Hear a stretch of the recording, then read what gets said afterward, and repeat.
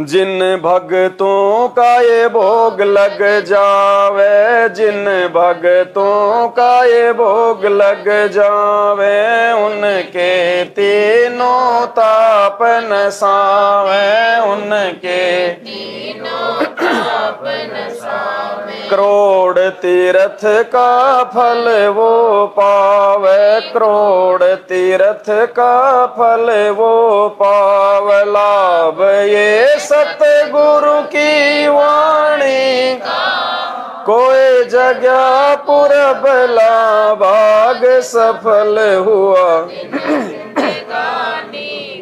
आज लगा साहिब को भोग, दिन के टुकड़े पानी का, कोई जगह पुरब ला भाग सफल हुआ दिन जिंदगानी का।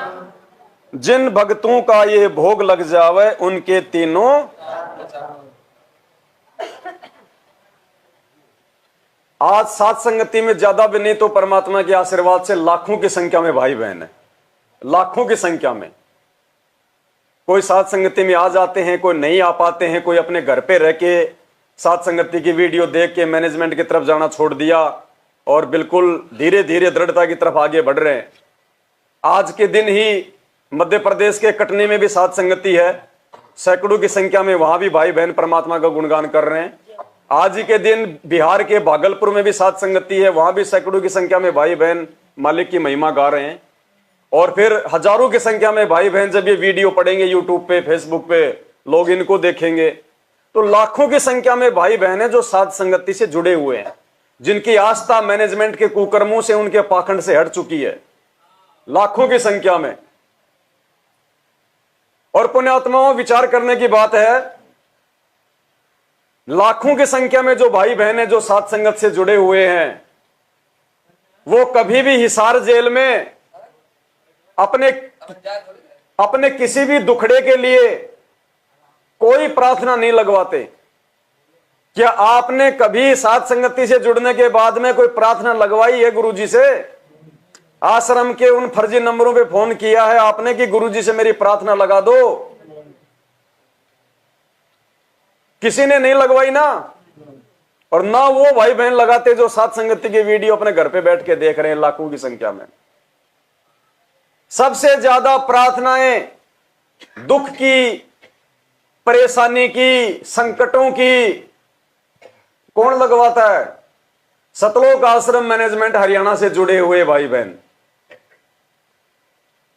जबकि वो उन आश्रमों में भी जाते हैं, वो ज्योति भी करवा रहे हैं, वो पाठ भी करवा रहे हैं, वो सेवा भी कर रहे हैं, पुस्तकें भी बांट रहे हैं, आदेशों का पालन भी कर रहे हैं, राजनीति भी कर रहे हैं, आरक्षणबाजी भी कर रहे हैं, सारे उल्टे कुकर्म भी कर रहे हैं। उनके लिए हिसार जेल से स्पेशल आशीर्वाद भरा वीडियो कॉल भी आता है। दिन में 5 बजे आ जाए, सुबह रात को 2 बजे भी आ जाए, दिन में 5-5 बजे आ जाए, 5-5 बार आ जाए, यानी छिप के उनको आशीर्वाद मिल रहा है उनको गुरुजी का। और उसके बाद भी सबसे ज्यादा महादुखी संगत में वही लोग, रोजाना हजारों की संख्या में रोना पीटना, प्रार्थना लगवाना, मेरे घर में ये हो गया, मेरे घर में ये हो गया, मेरा ये काम नहीं बन रहा, मेरा वो काम नहीं बन रहा। सबसे ज्यादा दुखी भी वही लोग। जानते हो इसका रीजन क्या है? एक ही रीजन है, अपने गुरु को परमात्मा ना मानना। क्या कह रही है वाणी? जिन भक्तों का ये भोग लग जावे, उनके तीनों। अरे तुम उन आश्रमों में पाठ करवा रहे हो और वहां पे तुम्हारे पाठ किए जा रहे हैं, तुम्हारा भोग लगाया जा रहा है, तो परमेश्वर की वाणी तो कह रही है कि जिन भक्तों का ये भोग लग जावे, उनके तीनों ताप नसावे। उनके तो तीनों तापों का नाश हो जाता है और तीनों ताप में सारे संकट आते हैं। 3 ताप परमात्मा ने कौन कौन से बताए? दैहिक, दैविक और आध्यात्मिक। दैहिक वो हैं जो हमारे शरीर के रोग हैं, दैविक वो हैं जो किसी देवी देवता का या किसी साधु संत का कोई श्राप वगैरह होता है, और आध्यात्मिक वो हैं जो हमारे जन्म जन्मांतरों के जो पाप कर्मों के कारण आते हैं। 3 ही प्रकार के ताप होते हैं और 3 प्रकार के ताप का नाश गुरुजी कह रहे हैं कि ये जो पाठ की जो वाणी है, ये जो करवाता है, जो पाठ करवाता है, उसके तीनों तापों का नाश हो जाता है। जिन भक्तों का ये पाठ हो जावे, जिन भक्तों का ये भोग लग जावे, उनके तीनों, फिर भी उनके किसी के भी तापों का नाश नहीं हो रहा। क्यों नहीं हो रहा? क्योंकि जिसको भोग लगाने से तीनों तापों का नाश होना चाहिए, उसको उन आश्रमों में भोग नहीं लग रहा। उन आश्रमों में तो मुर्दों को भोग लग रहा है, मुर्दों को। सतगुरु रामपाल जी भगवान को भोग नहीं लग रहा, जिनको भोग लगने से तीनों तापों का नाश होना चाहिए। उन आश्रमों में जब गरीबदास जी का बोध दिवस मनाते हैं तो वो क्या करते हैं? पाठ रखवाते हैं, भोग लगाते हैं। दाढ़ी मूछ वाले कबीर जी की काल्पनिक फोटो का प्रकट दिवस मनाते हैं तो पाठ करते हैं, भोग लगाते हैं ना। और जब वो भोग लगाते हैं और जब ये वाणी जब आता है शब्द, ये आज लग्या साहिब को भोग दीन के टुकड़े पानी का, तो उससे पहले पुण्यात्मा विचार करना इन बातों पे, तब समझ में आएगा कि आप और हमारे ऊपर परमात्मा संकट क्यों नहीं आने दे रहा, और वो लोग पाठ करवाते करवाते भी संकटों से क्यों घिरे पड़े हैं।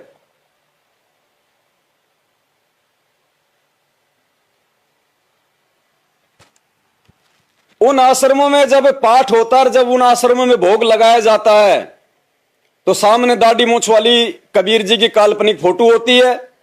उस काल्पनिक फोटो के चरणों में असली कबीर संत रामपाल जी भगवान की फोटो होती है, गरीबदास जी की फोटो होती है, स्वामी रामदेवानंद जी महाराज जी की फोटो होती है, पंडित चित्तानंद जी की फोटो होती है ना।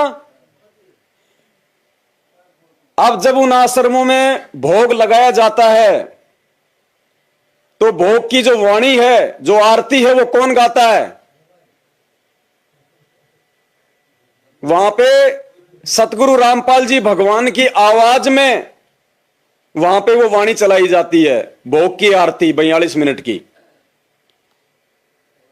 अब संत रामपाल जी भगवान की आवाज में आप अगर भोग की आरती की वाणी लगाओगे तो संत रामपाल जी तो खुद एक भगत की भूमिका कर रहे हैं, वो तो अपने गुरुदेव को भोग लगा रहे हैं। संत रामपाल जी तो अपने गुरु जी को भोग लगा रहे हैं। अरे वो लाखों की भीड़ किसको भोग लगा रही है? देखो वो वाणी संत रामपाल जी की आवाज में है, आरती संत रामपाल जी की आवाज में 42 मिनट की। और जब ये शब्द आता लग्या साहिब को भोग दीन के टुकड़े पानी का, तो संत रामपाल जी क्या प्रार्थना करते हैं एक भगत की भूमिका में? सत साहिब बंदी छोड़ कबीर परमेश्वर जी तथा उन्हीं के अवतार बंदी छोड़ गरीबदास जी महाराज तथा उन्हीं के स्वरूप पूज्य गुरुदेव स्वामी रामदेवानंद जी महाराज, आपका भोग प्रसाद तैयार है। अपनी पवित्र रचना से इसे पवित्र करने की कृपा करें। तो भोग लगाने से पहले सतगुरु रामपाल जी ने क्या प्रार्थना करी? हे कबीर परमात्मा, बंदी छोड़ कबीर परमात्मा, उन्हीं के अवतार बंदी छोड़ गरीबदास जी महाराज, उन्हीं के स्वरूप पूज्य गुरुदेव स्वामी रामदेवानंद जी महाराज, आप जी का भोग प्रसाद। अरे गुरु जी ने तो अपने गुरु जी को भोग लगाया एक भगत की भूमिका में, और बाकी लाखों की संगत कहां बोलती है कि संत रामपाल जी भगवान आपका भोग प्रसाद तैयार है? बोलता है कोई? कोई नहीं बोलता। गुरु जी एक भगत की भूमिका में पहले तो कबीर जी को बोलते हैं, फिर गरीबदास जी को, और फिर अपने गुरु जी का नाम ले रहे हैं कि पूज्य गुरुदेव स्वामी रामदेवानंद जी महाराज, आप जी का भोग प्रसाद अपनी पवित्र रचना से इसे पवित्र करने की। अब वो संगत किसको भोग लगा रही है? वो कोई बोल ही नहीं रहे लाखों की संख्या में से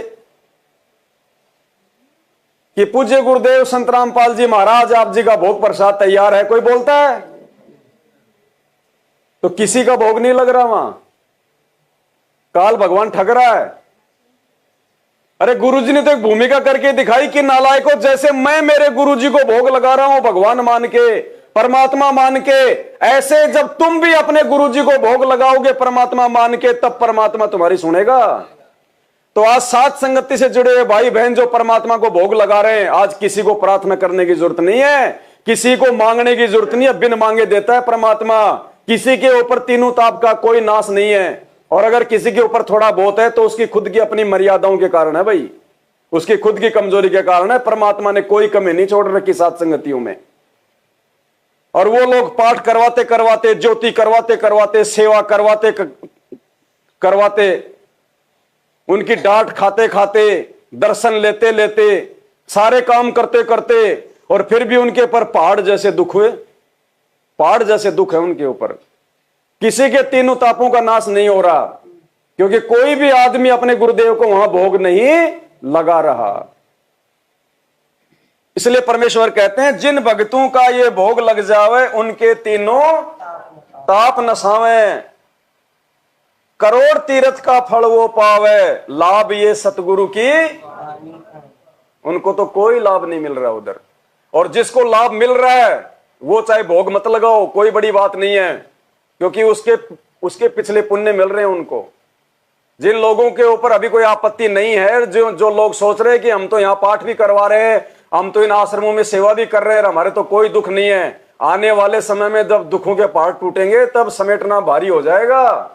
अभी तो बैटरी चल रही है, बैटरी भक्ति नहीं चल रही, सबकी मर्यादा खंडित है।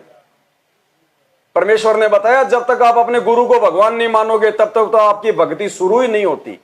भक्ति शुरू ही नहीं होती तो वहां तो चार चार गुरु बना रखे हैं उन लोगों ने, चार चार भगवान। तो ये आप और हमारा सौभाग्य है।